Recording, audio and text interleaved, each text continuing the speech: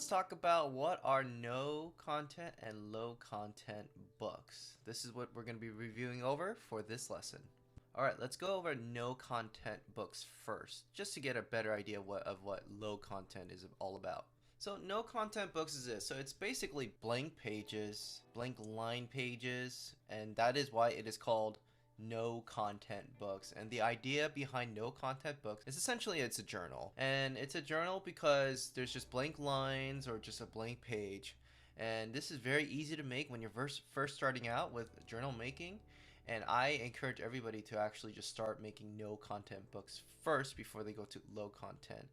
And again, just to review, it is just blank pages or blank line pages. But now let's go to what low content books is all about. So it's going to be some or a little bit of content inside the book. So it could be like a fitness tracker, recipe book, a habit tracker, gratitude journal, event planners, or weekly, monthly planners. And the idea is that it's not like a book, like a non-fiction book, like a self-help book that you have written, or a fiction book that you have written out, or any kind of story that is really happening. It's really just some content inside. And again, it could just be like a planner. That's like the best way I think to describe what a low content may look like. There's some content in there, but it's not really a book, right?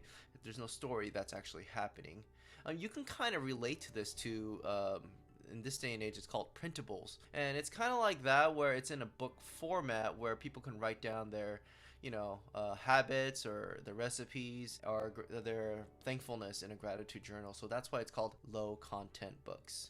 So this is the question I have for you. What kind of book would you like to create? And in this lesson, what I want to leave you with is this thought of what you would like to create for a journal, whether it be a blank line journal, whether it be a low content book, whether it be a tracker, whether it be a recipe book. And what about a book that's not even invented yet? And that's what I want to leave you with. And I encourage you to get a journal and start writing things down on what you like to create.